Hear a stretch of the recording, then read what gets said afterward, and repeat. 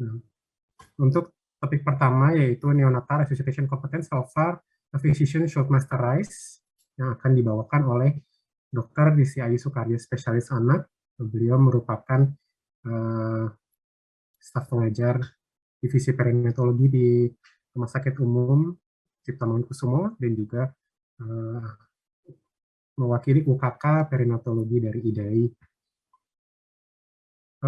Waktu kurang lebih 20 menit, saya persilakan kepada Dr. Disti Ayu untuk memaparkan materinya.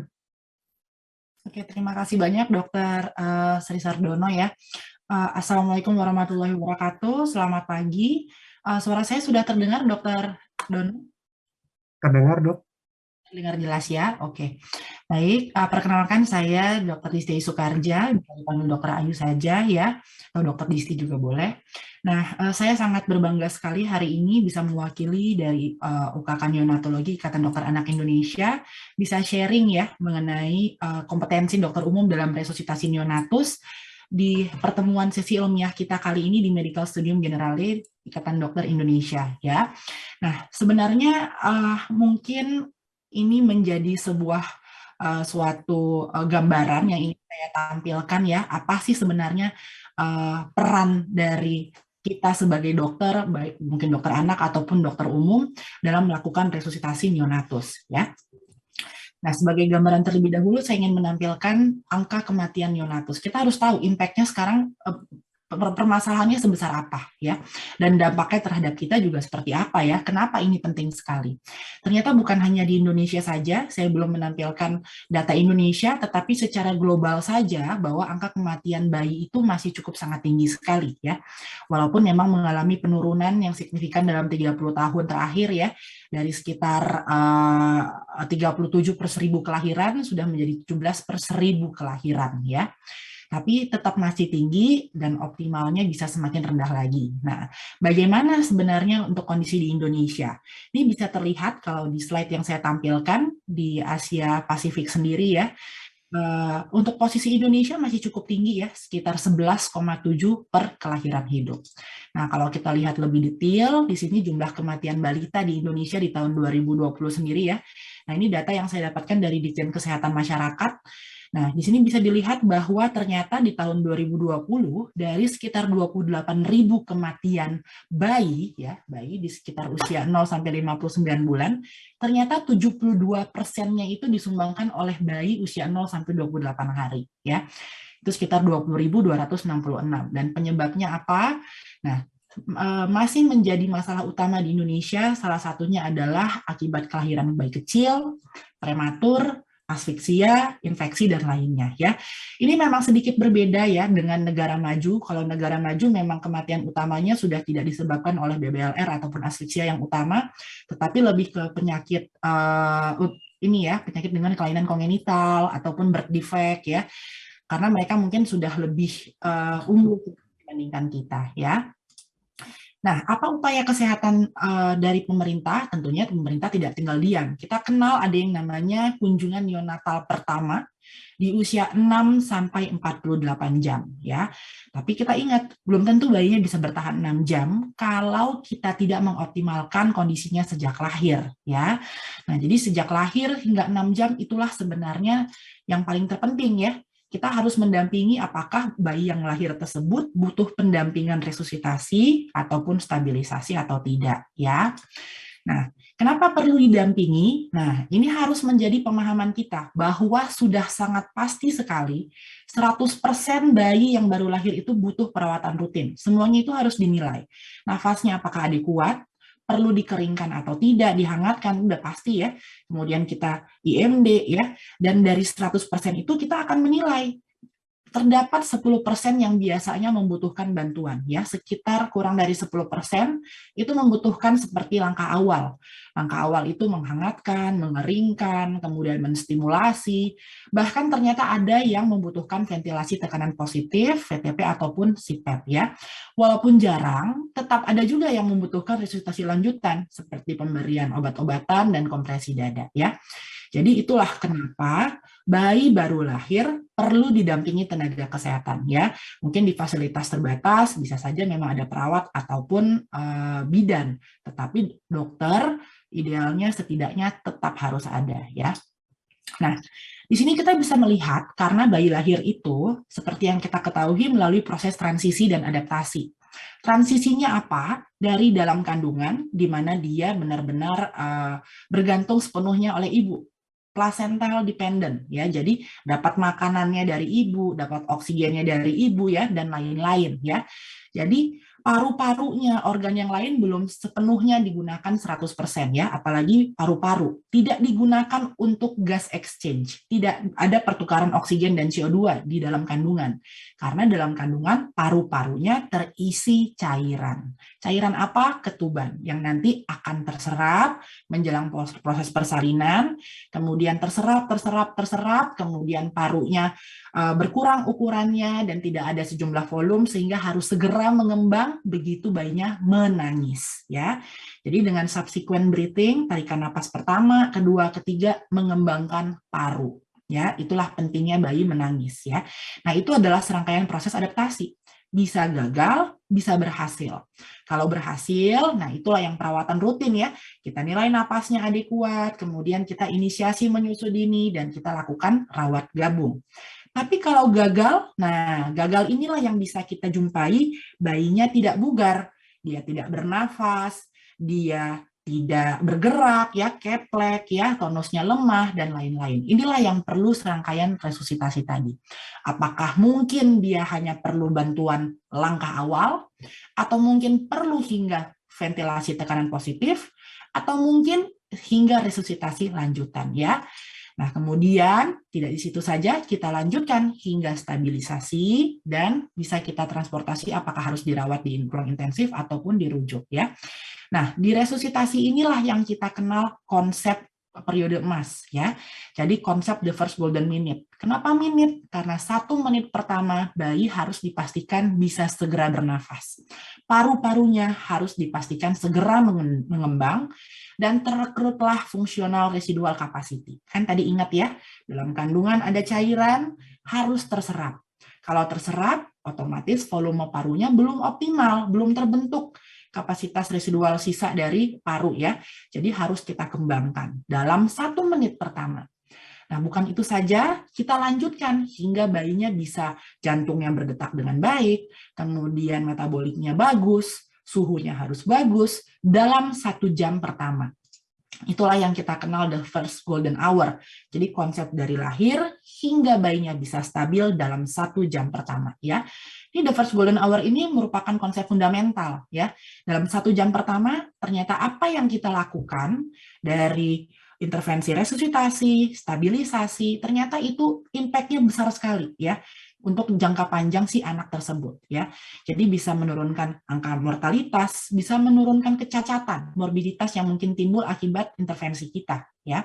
Yang paling optimal tentunya pasti neurodevelopmental yang baik di jangka panjang. Kita tidak hanya ingin bayi yang kita tolong itu hidup, tetapi dia harus pintar, dia harus bahasanya baik, tidak terlambat bicara, matematikanya bagus dan sebagainya ya. Nah, tentu saja jika kita sudah menilai seorang bayi apakah perlu resusitasi, nah kita bisa menggunakan alur. Setiap negara memiliki alur, dan untuk di Indonesia di tahun 2022 ini, Ikatan Dokter Anak Indonesia sudah mendirikan konsil resusitasi yang kita sebut dengan Resneo Indonesia ya. Jadi ini adalah alur yang digunakan oleh Ikatan Dokter Anak Indonesia yang terbaru ya, revisi dari yang tahun-tahun sebelumnya yang terakhir adalah 2017 ya. Nah, tapi sayangnya di sesi ini di pertemuan yang cukup singkat kita tidak bisa membahas lebih detail ya. Mungkin nanti akan ada sesi lainnya ya. Nah, tentu saja dengan persiapan dengan resusitasi tersebut kita tidak mungkin tiba-tiba datang kita langsung resusitasi tanpa mengetahui apa sebenarnya yang bayi yang kita tolong ini lahir dari ibu apa, ada kondisi apa yang harus kita antisipasi. Nah, untuk itu sebelum persalinan bahkan di alur resusitasi sekalipun sudah ada di sini pernyataan konseling antenatal, pembagian tugas dan persiapan alat supaya kita secara mental siap, kita bisa melakukan semua alur dengan baik, dan bayinya luarannya menjadi lebih baik ya. Apa saja antisipasinya? Tentunya kita harus mengetahui apa saja faktor risiko prenatal yang ada pada ibu, baik dari faktor ibu, janin, bayi ya, janin ataupun intrapartum ya. Ini semua bisa kita tanyakan ke ibunya, bisa kita tanyakan komunikasikan dengan tim obstetri ataupun orang yang memiliki informasi lainnya ya. Nah, jadi di sini secara garis besar kita memang mengenal ada 4 pertanyaan sebelum bayi lahir ya, usia gestasinya, apakah prematur atau tidak ya. Karena jelas bayi prematur atau BBLR itu perlakuannya beda, dan itu masih menjadi penyebab utama kematian kita. Jadi pasti itu adalah persalinan risiko tinggi. Karena manajemen termoregulasinya jadi lebih harus kita perhatikan karena resiko hipotermi yang cukup besar, kemudian kondisi paru-parunya yang secara morfologi pasti berbeda dengan bayi cukup bulan ya, belum matang istilahnya. Kemudian apakah sudah mendapatkan obat pematangan paru atau tidak ya, dan lain-lain. Nah, kemudian ketuban. Nah, ketuban yang kental tentu saja perlakuannya akan berbeda karena sifatnya akan obstruksi. Jadi ini salah satu menjadi pertanyaan yang akan kita tanyakan ya. Untuk risiko lainnya seperti faktor ibu, janin, intrapartum bisa membantu kita untuk memberikan tambahan informasi lainnya. Nah, manajemen tali pusat, nah mungkin masih banyak yang belum mengetahui bahwa ternyata untuk pemotongan tali pusat atau pemutusan tali pusat, selama ini kita menganut yang namanya early cord clamping dalam 15 detik pertama ya. Tapi ternyata seiring berjalannya ilmu pengetahuan, diketahui bahwa jika kita melakukan penundaan, itu terdapat benefit yang sangat baik sekali untuk perkembangan bayinya di kemudian hari ya. Jadi ini masuk ke dalam salah satu pertanyaan obstetri yang akan kita persiapkan. Apakah bayinya nanti bisa dilakukan penundaan tali pusat atau delay cord clamping atau tidak ya. Nah, dari pertanyaan tersebut kita identifikasi ini dari masalah ini yang akan mungkin muncul bayinya seperti apa. Apakah mungkin ada gangguan nafas, gangguan sirkulasi, dan lain-lain. Kemudian kita lakukan informed consent kepada orang tua bahwa kita menduga, kita mengkhawatirkan bahwa ada kemungkinan terjadi kondisi A, B, C. Sehingga kita akan memerlukan tindakan yang pasti sifatnya setingkat ventilasi, setingkat menit, detik, menit ya, jadi tidak lama-lama. Karena kalau kita lahir baru tanya-tanya, itu pasti akan membuang waktu dan mempengaruhi kualitas resusitasi kita ya. Nah, disinilah memang etik biasanya kita libatkan ya. Nah, ini adalah manajemen tali pusat yang saya katakan tadi, ini sebagai gambaran. Untuk saat ini anjuran delay cord clamping memang dilakukan pada bayi bugar kurang lebih 30-60 detik. Baik AH, ILCOR, AAP, ya, semuanya merekomendasikan hal yang sama, ya, ini dari seksio sesaria ataupun spontan per vagina. Jadi saat bayi lahir, ya, bayinya dilakukan perawatan rutin bersama dokter kandungan dan ada dokter anak yang mendampingi ataupun dokter umum, ya. Di sini dilakukan penghangatan dengan kain ataupun bisa dengan menggunakan plastik. Nanti ada timekeeper yang menyatakan sudah 15 detik, 30 detik, 45 detik, 60 detik, ya. Harapannya apa? Kita melakukan penundaan, terjadinya transfusi plasenta. Karena di plasenta itu masih ada volume darah yang cukup banyak. Sehingga dengan penundaan ini, bayinya mendapatkan sejumlah darah yang teroksigenasi atau oxygenated blood. Jadi akan mengoptimalkan proses transisi. Dan jangka panjangnya apa? Bayinya bisa mendapatkan suplai zat besi cadangan yang cukup baik. Ya, jadi neurodevelopmentalnya jauh lebih optimal. Ya, oke, ini kurang lebih gambarannya saja. Tapi ingat, kalau bayinya ternyata membutuhkan resusitasi, tentu saja delay cord clamping tidak bisa dilakukan. Nah, ini tim resusitasi yang kita siapkan, yang tadi sempat saya sampaikan, bahwa kita pasti membutuhkan sejumlah orang apabila persalinannya juga berisiko tinggi. Ya. Tentukan risiko persalinannya berdasarkan informasi yang kita dapatkan tadi.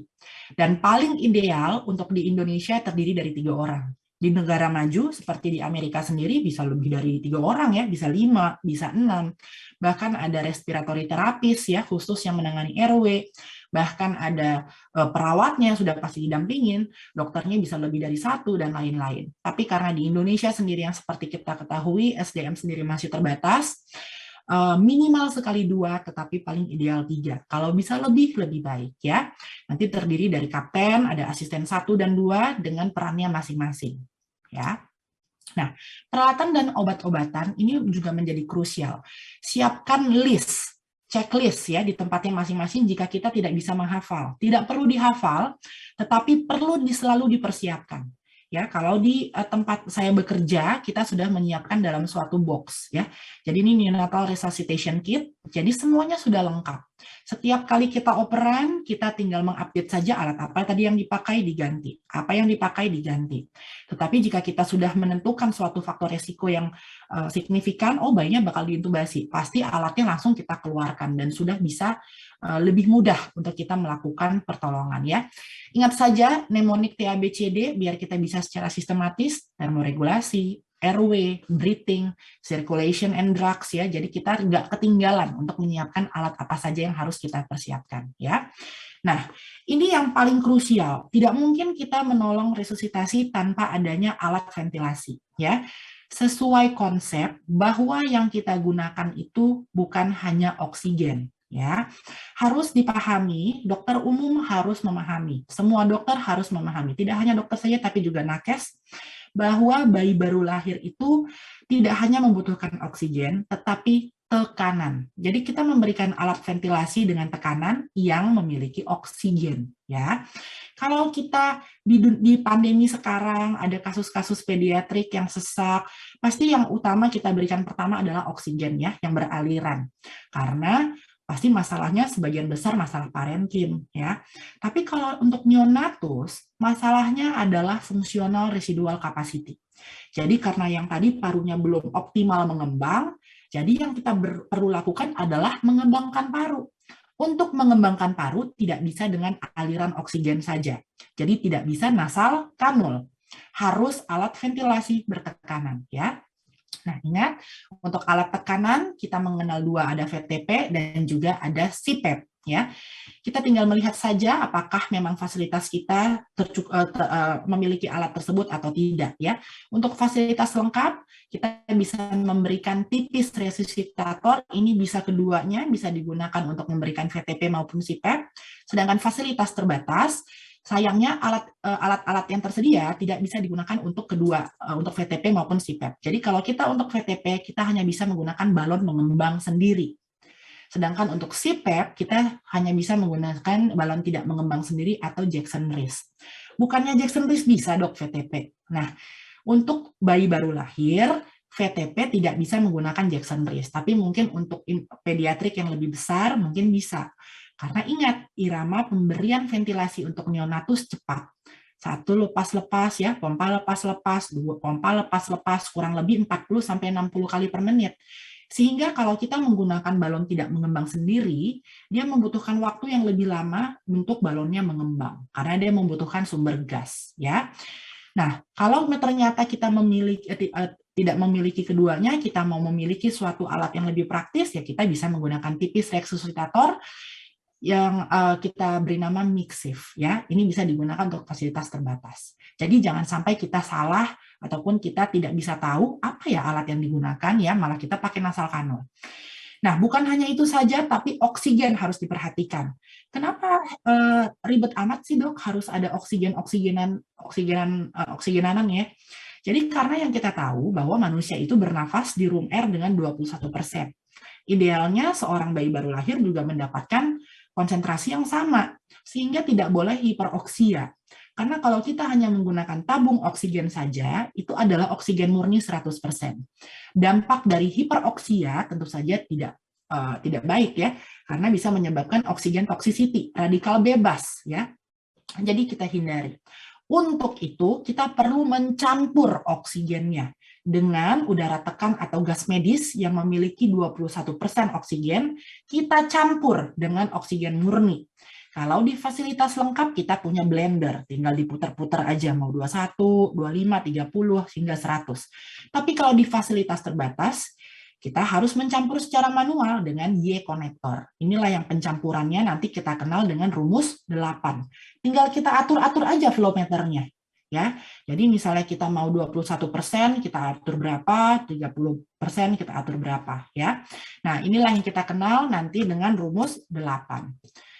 Nah, jangan lupa apabila kita sudah memiliki alat tekanannya dan oksigen blendernya, pencampurnya, kita tentukan berapa settingannya. Karena kalau kita menolong bayi, ya kita tidak mungkin memberikan tekanan yang berlebihan karena takutnya parunya bisa pecah, pneumotoraks. Ada tekanan maksimal yang bisa diberikan, ada tekanan inisial yang bisa diberikan.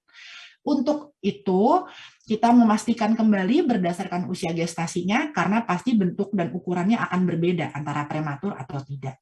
Di sini untuk PIP atau tekanan puncak inspirasinya bisa kita berikan untuk 32 minggu 20-25, di atas 32 25-30, dengan maksimalnya hanya 30 untuk 32 minggu ke bawah dan 40 untuk 32 minggu ke atas ya. Dengan PEP-nya 5 ya. PEP-nya keduanya 5. Nah, untuk CPAP bagaimana? Nah, CPAP hanya PEP saja yang kita sesuaikan menjadi 7 ya. Nah, untuk konsentrasi oksigennya yang mau kita berikan dengan pencampuran tadi, kita bisa memulai ya dengan di bawah 35 minggu 21-30% dan di atas 35 minggu, mohon maaf ini typo ya. Ini 21% ya. Jadi di atas 35 minggu 21% dan di bawah 35 minggu bisa dimulai 21-30% ya. Nah, ini untuk pencampuran yang tadi saya katakan. Jadi kita tinggal campur-campur saja nih. Ini oksigennya 21% dari gas medis, yang ini oksigen 100% kita hubungkan, tinggal kita atur-atur. Ya, sama juga di Mixif ini ada air dan oksigennya ya, ada udara tekan dan oksigennya tinggal kita putar-putar saja.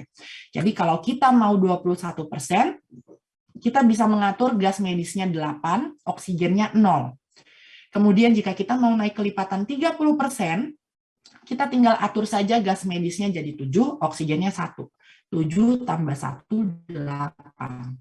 Setiap kelipatan 10, kita kurangin udara tekannya, kita naikin oksigennya. Jadi semuanya tetap kelipatan penjumlahan 8. 8, 0, 7, 1, 6, 2, 5, 3, 4, 4. Itu naik 10%, 10%, 10%, kurang lebih ya. Nah, kenapa penting sekali? Karena kita tidak mau dia ketinggian, kita tidak mau kerendahan.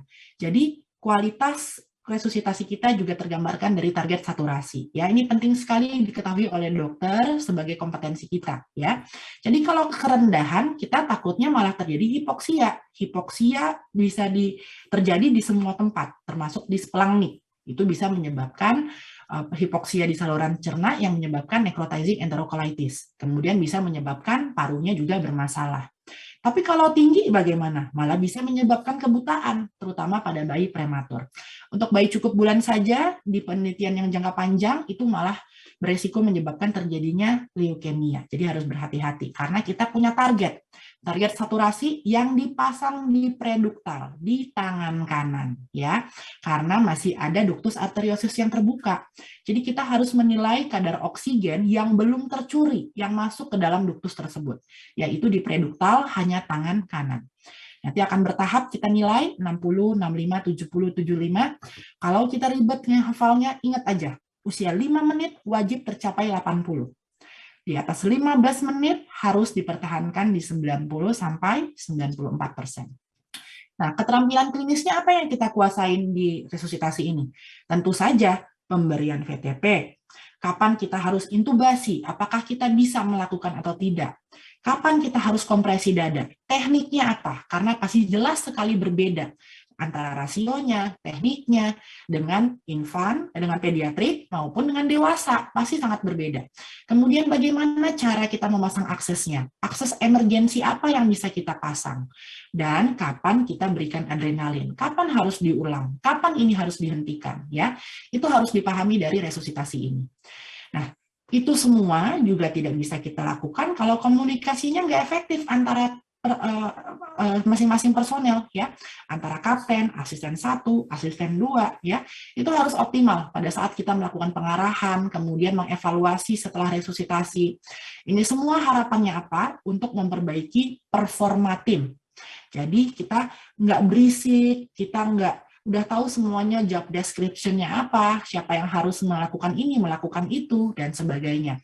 Karena ingat, resusitasi yang kita lakukan, ventilasi yang kita berikan setingkat detik, setingkat menit, tidak berlama-lama.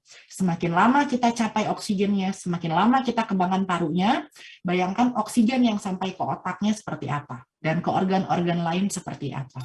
Ya. Nah, ini permasalahan yang berhubungan dengan kematian perinatal ya, yang diasosiasikan dengan resusitasi neonatus tentunya. Jadi ternyata sebagian besar penyebabnya itu adalah komunikasi yang tidak efektif. Kemudian ada karena kebiasaan dalam sebuah institusi, sebuah tempat fasilitas kesehatan, jadi yang junior tidak berani ngomong dengan seniornya, bidan atau perawatnya tidak berani ngomong dengan dokternya, padahal mungkin ada yang harus dievaluasi, kompetensi tenaga medisnya yang ternyata tidak ideal, belum melakukan pelatihan, atau sudah pelatihan tidak disertifikasi, ya, atau tidak pernah dilakukan pelatihan internal, jadi semuanya lupa. Karena yang kita lihat tadi, bahwa yang perlu resusitasi cuma 10%, yang lanjutan aja 1%. Jadi hampir sering sekali kita nggak pakai resusitasi. Jadi suka lupa ya. Jadi ini menjadi roots ya. Jadi root analysis. Jadi apa permasalahan dari semuanya ya. Untuk itu tantangan kita pasti yang menjadi lebih besar. Apalagi kalau kita berada di area terpencil ataupun fasilitas terbatas ya. Jadi di luar dari masalah keuangan, tidak ada alat ya. Yang harus kita optimalkan adalah kompetensi kita sebagai tenaga medis. Kita dokter, kita harus menjadi kapten, kita harus menjadi leader. Untuk itu diperlukan post-service education, ya, pelatihan berkelanjutan tentunya walaupun kita udah jadi dokter, kita melakukan pelayanan, kita harus mengambil pelatihan.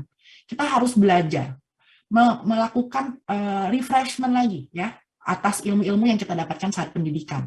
Karena basic resusitasi sudah kita dapatkan pada saat pendidikan, tapi harus diulang ya, dilakukan sertifikasi. Nah, dengan apa? Tentunya dengan pelatihan resusitasi. Ini saat pre-pandemi kita tahu banyak sekali pelatihan resusitasi. Untuk IDAI sendiri kita memberikan pelatihan selama 3 hari.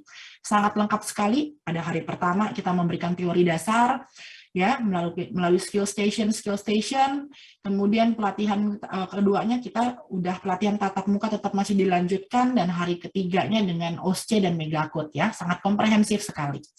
Nah, kemudian karena pandemi terhalang, kita masuk ke zaman pandemi ya, tetap lakukan pelatihan tapi melalui webinar ataupun Zoominar ya, ataupun pelatihan secara online lainnya. Tapi dinilai kurang efektif karena tidak ada hands-on experience. Nah, untuk itu saat ini dari IDAI, Ikatan Dokter Anak Indonesia, kita mencoba untuk menyediakan sebuah pelatihan ya yang berbasis hybrid ya, hybrid learning. Jadi harapannya nanti tetap terfasilitasi semua kebutuhan teori dan lain-lain melalui program e-learning, kemudian dilanjutkan dengan tahap sesi tatap muka ya, hanya 1 hari saja. Harapannya tetap semua dokter, tenaga kesehatan, bidan, perawat bisa tetap tersertifikasi dengan ideal, dengan target dan harapan kita ya. Dan nanti tidak hanya terpusat di Jakarta saja, tetapi nanti akan dibuat semua pelatihan terpusat di rumah sakit pendidikan, rumah sakit rujukan di Indonesia ya, yang merata di semua tempat, sehingga semuanya bisa mendapatkan kesempatan untuk melakukan sertifikasi ataupun pelatihan yang untuk menjamin kompetensinya ya. Nah, dengan metode pelatihan ini semua peserta bisa nyaman belajar di rumah, bisa mengulang-ulang apa yang tidak dipahami ya melalui buku dan melalui aplikasi e-learning tersebut. Kemudian dilanjutkan dengan tatap muka sesuai dengan sesi dengan waktu yang sudah dipilih. Nah, ini salah satu gambaran saja ya aplikasi yang sudah kita garap. Saat ini kita dalam tahap pelatihan instruktur ya, sertifikasi instruktur. Nanti semua calon provider, dokter, tenaga kesehatan akan menjalani hal yang sama ya. Jadi bisa belajar secara teorinya secara mandiri, kemudian ada ujiannya, ada video demonstrasi yang sangat banyak sekali, kemudian ada kasus interaktif ya. Untuk saat ini memang di Jakarta direncanakan akan terpusat di IMERI, nanti di semua daerah di rumah sakit pendidikan ataupun rumah sakit rujukannya akan tersedia ya. Ini sebagai penutup untuk topik saya pagi hari ini ya, ini merupakan cuplikan salah satu video demonstrasi dari aplikasi tersebut.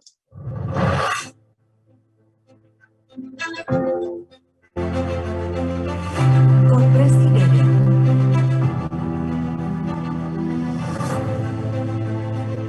Kompresi dada dilakukan jika laju denyut jantung di bawah 60 kali per menit, meskipun ventilasi tekanan positif telah diberikan secara adekuat.